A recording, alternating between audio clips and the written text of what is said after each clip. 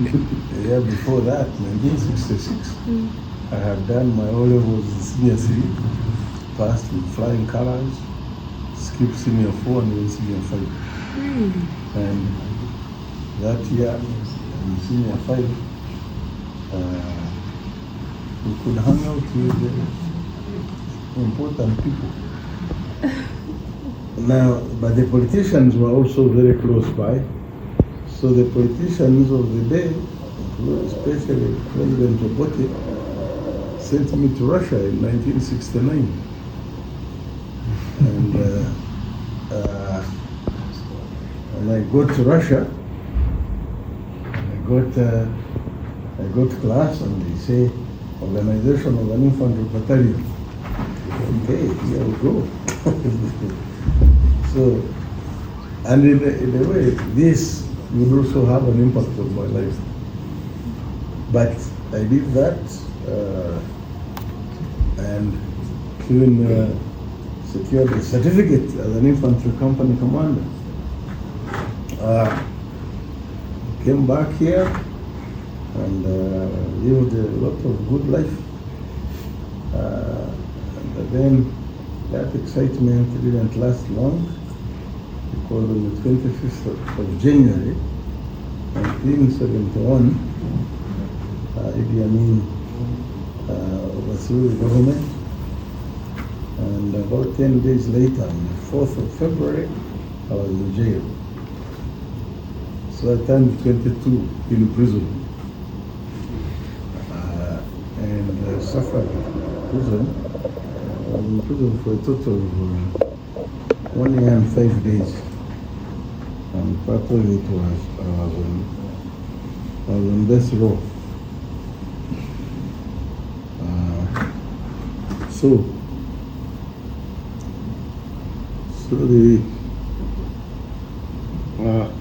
But anyway, through some miracle, I was able to get out of there, and I was in the van for some time. Tried to escape through Katuna. I was intercepted. Came back to Kampala. I was hiding in Uganda flats for about 2 months while mapping out my exit. And so those are some of the people who helped me along. But anyway, I managed to eventually get out. And on the 5th of May, 1972, I landed in Nairobi, started a life of exile, got to meet some friends. Any of you know Shambalini? Yes.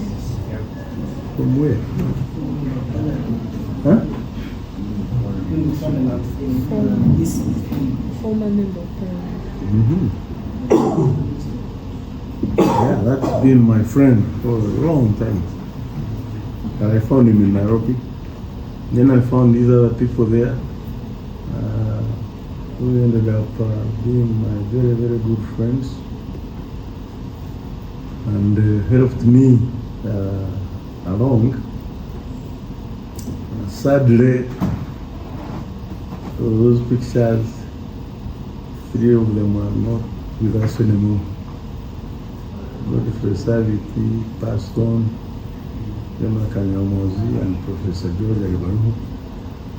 George Alibaruhu, by the time he died, he had an endowment chair at Kabale University. I had known him from 1964, when I was in senior 1 and he was in senior 6, and became friends. So 2004 I came back, 11 years later. My wife retired from my work in Uganda. But she came to me. We had a family reunion with my other friend from Kenya, followed by my last born, who comes in.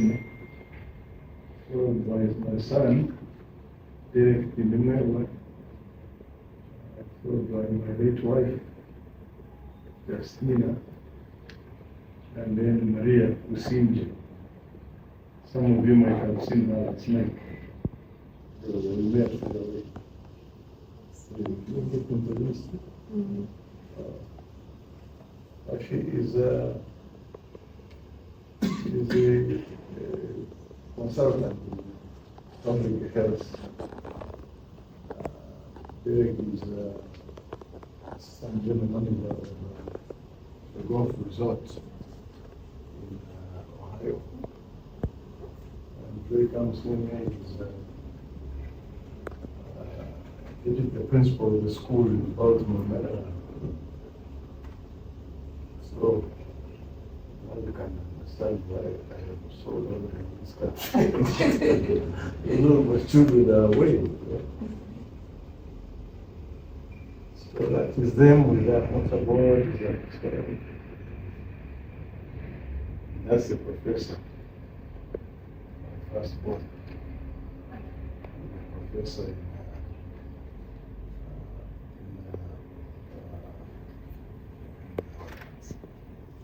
Providence, Rhode Island. So now I get to the interesting part about transformation of an institution. Where you are now, well, the motto is like that. It was like this. You give attention. This line here, 2005, and compare with 10 years later, gives you a perspective on how, where we have been. In 2005, I had a miserable workforce of 24 people with absolutely no idea what we were here to do. So that didn't account. We had a chance to use my power here.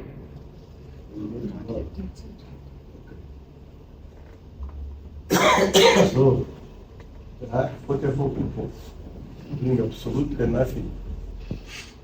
And then we restructured, started rebuilding.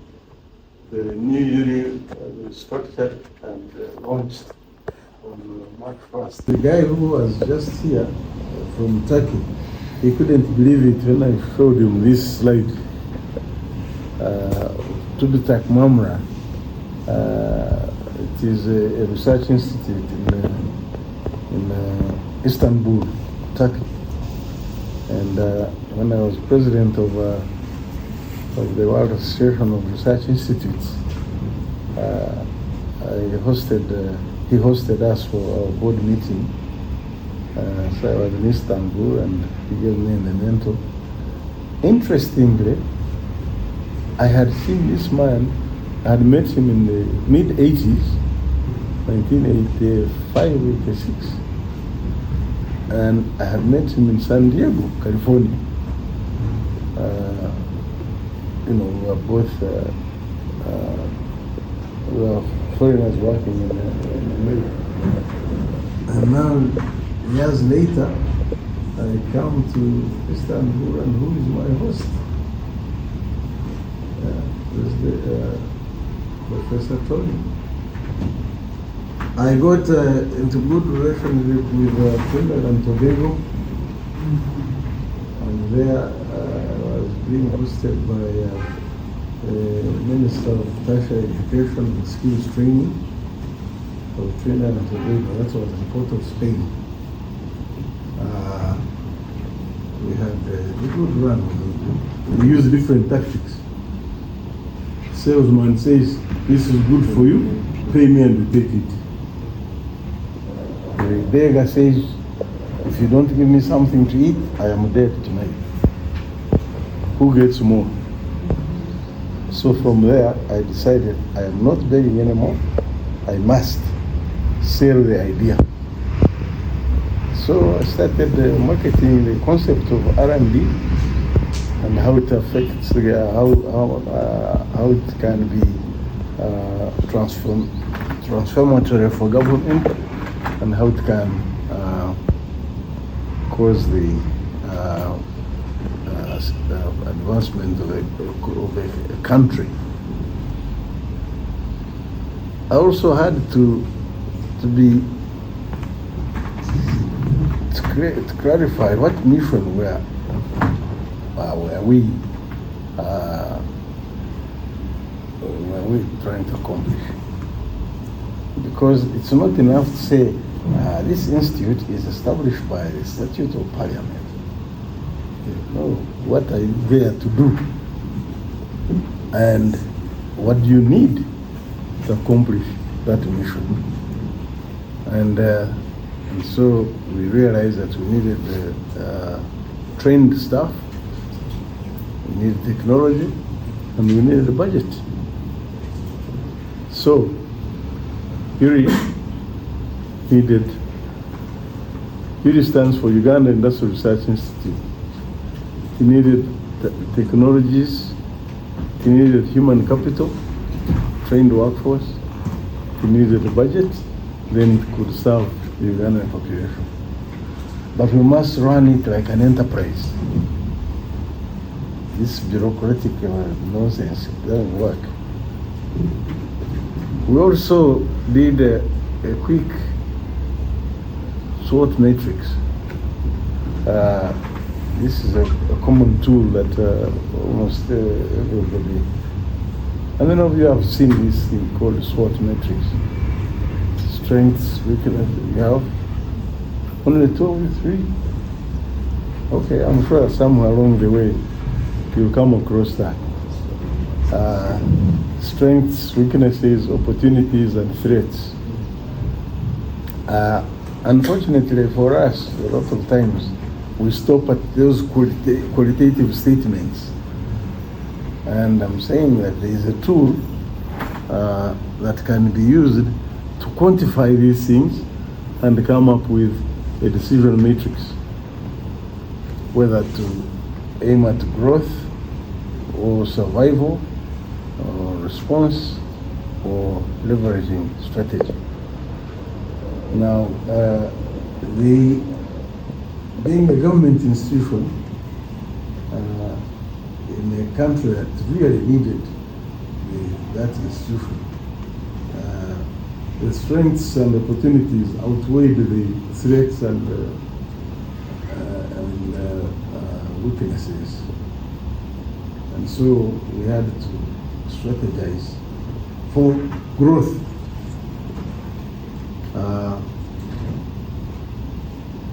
Then my observation about our people, you have a lot of people, you can be categorized along those parameters. When you look at the level of knowledge versus the interest, and you can see there are people who are highly knowledgeable. Some of them are even called professors, and their level of knowledge is very high, but they are so self-centered. They don't give a damn about development, about anybody else. Just write your paper, look for grant, and as an individual, you are very successful. But relating to the development strategy of the country, they are not enthusiastic about that. Then you have the loose cannons. Most of them are in the political class. They talk a lot, but they have no idea what they're talking about. Then you have our peasants who neither know what we are writing, what we must have are the champions who are knowledgeable and at the same time interested in things developmental. And a lot of times, especially for those companies, they will come to my office, I want to do business. Okay, you even have a business idea, but okay, start developing an interest. 2 weeks later, when you meet him, he has a different idea altogether. So what happened to the other one? Oh, well, that one is also good. But look at this. Hello. you can't plan in perpetuity. Okay? Settle down and get something done.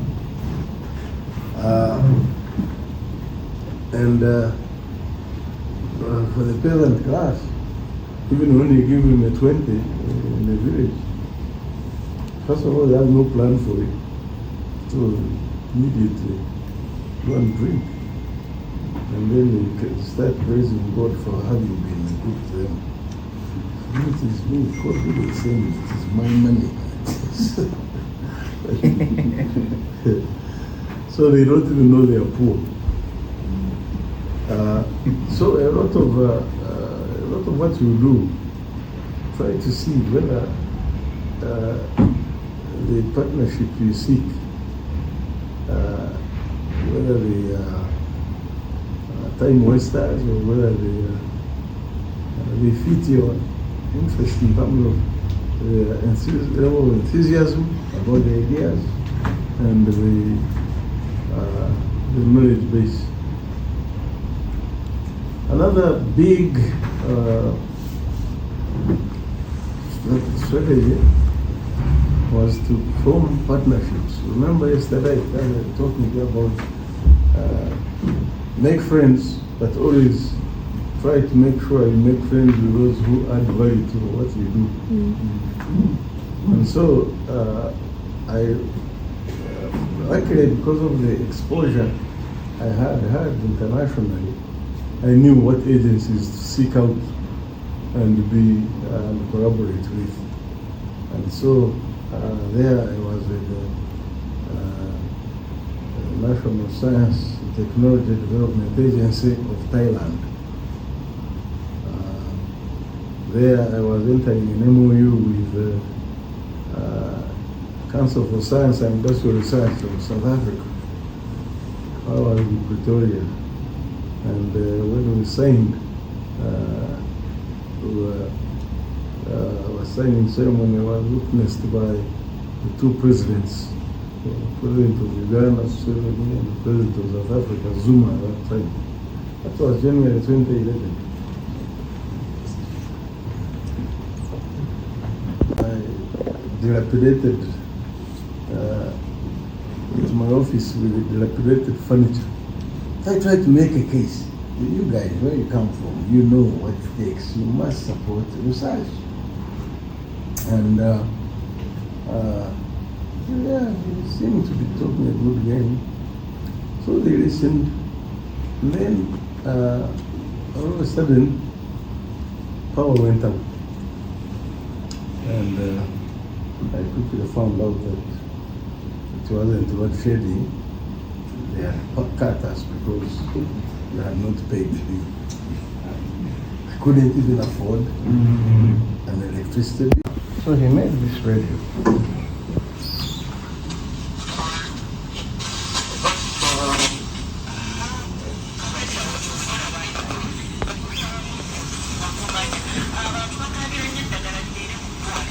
Okay, it's full.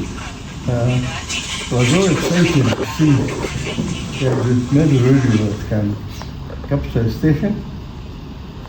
And so we expected the part in the back. Instead, I told him, this is trash. Okay? Go back. Okay, what did I do? Say nothing. So, same brain, just a different mindset.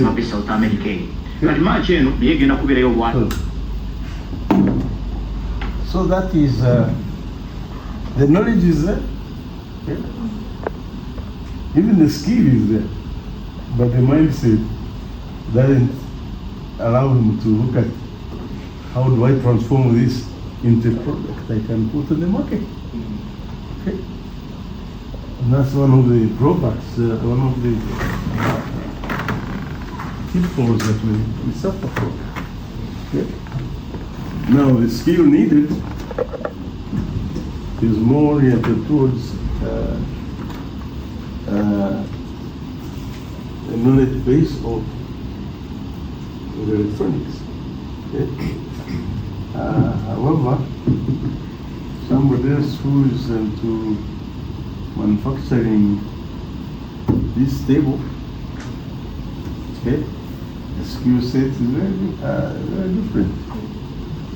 Now, talking about tables, again, education versus skill. I have a case where somebody was selling mineral water by the roadside. These people who keep chasing vehicles and stuff. So there was one such character that dropped out of school at primary 6. And I kept seeing him, gentle soul, you're going to, I spent there for a bit of time and started asking, are you going to be doing this all your life? He said, if I could pick up a skill to change my life. Anyway, eventually I convinced, no, they were much convincing his parents were like, oh, really, it's not, let's say, crap. So I took him to Kampala, and the young fellow, yes. So he started by sweeping a carpenter shop, but observing what they do. If you got a snow, they didn't go. So I got rid of them. By 2015, we had 0.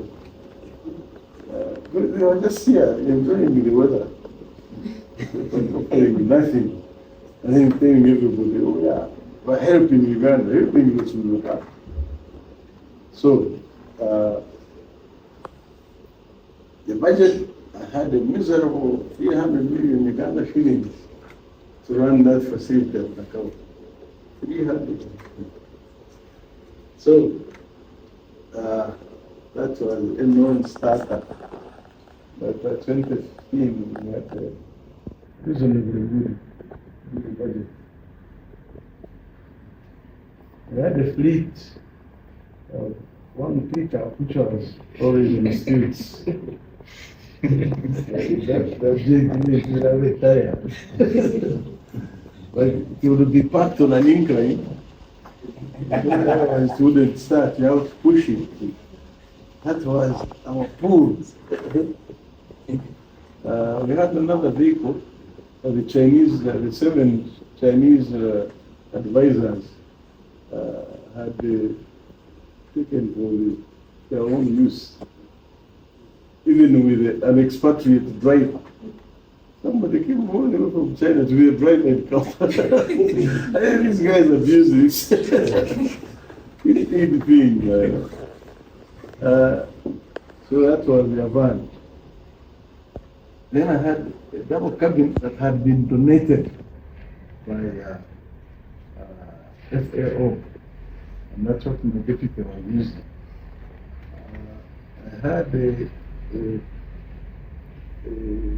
Isuzu Trooper, which we took the garage and couldn't pay for the repair, so the garage was wasting. So it was a miserable setup. I had a vehicle because I was apart from this job, I also residential. So I had a car issued by State House because of that other job. So otherwise I would have been using what I bought or something. But by 2015, we had a sizable fleet. Okay. So you can see how far we have come. I had 9 technical advisors, 7 from China, 2 from Europe. I started polling, what do you do here exactly? And I was I was not impressed. Even the core team that I started with, they very quickly rated skill-based and so on. There are some that are still here. Infrastructure, we had a miserable, things that had been built with the Chinese grant had gone into disuse. So that was our conference hall. Tomorrow when you go, you will see a different conference hall altogether. The superstructure is still the same, but it looks like that. Good.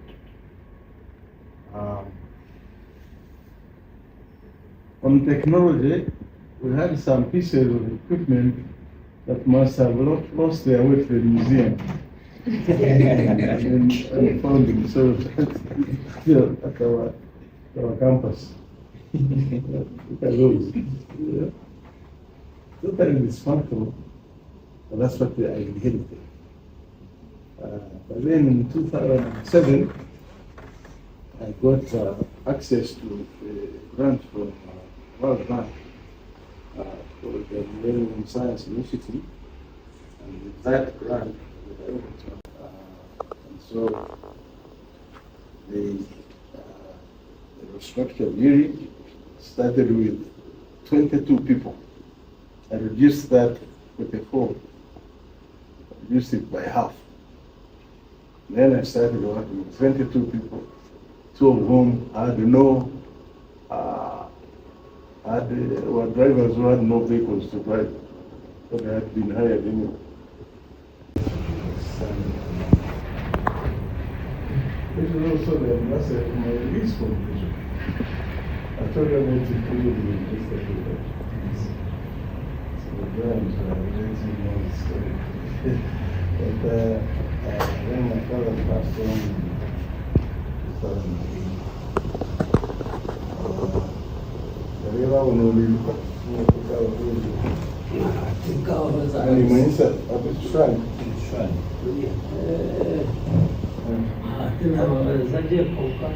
easy to answer. From my story, what lesson do you draw from there?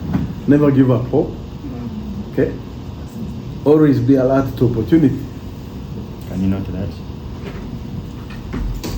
Never give up hope. Always be alert to opportunity. And when opportunity knocks, work hard to make the best out of that. Okay. Hard work is key. All right? If you live by those principles, you'll make it. Okay.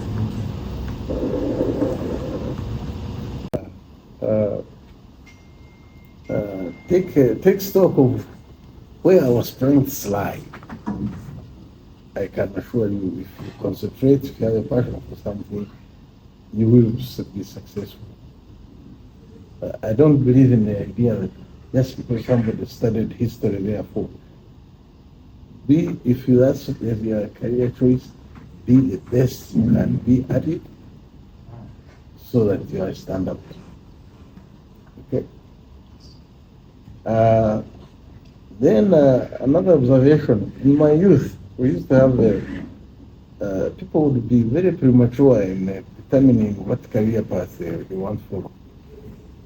So you find somebody has been good at arithmetic and basic geometry, trigonometry and so on, and they say he's a mathematician. Hello? By the time they get to university, they find the mathematics there is a whole different ballgame. It is not the arithmetic you used to be good at. And so some of them have fallen by the wayside because of that. So they can't stand failure. All along, everybody has been saying, what a genius this boy is. We say, you go to Mackay, the first test in mathematics exam one, you flunk. that's the end of the world.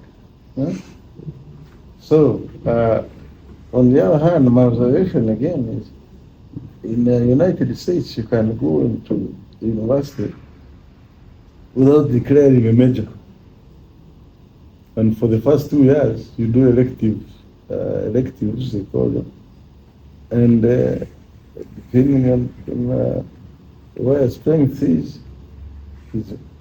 ultimately what you decide your major for during the junior final year.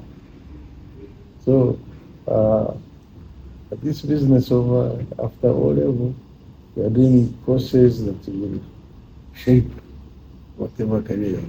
How much do you know about careers of that? I don't know. But again, who says that because I'm reading physics, I cannot read literature? Yeah, as much as possible, gather as much knowledge as you can when you can. Okay? Because even as I advance, by the time some of us were now going to boardrooms in America, you are going to meet different people with different backgrounds. Find some are legal types, studied law, some are accountants. So the boardroom is always full of all kinds of professions. But if you are not well-rounded in your life, your readings, your extracurricular, you may not be highly regarded, because if you are there and some topics come up and you have no contribution, yeah, really. So you could find that even as I was doing physics, chemistry, mathematics, I still had time to read Shakespeare, to read Machiavelli, to read, So it's important that you don't restrict yourself to your area of choice or interest, but you also become broad. You create broad knowledge about almost any subject. So when you hear me discuss religion, you think I trained in divinity. No? But hold your own by being open-minded, get as much knowledge as you can. Okay. Anything else? Yes, sir.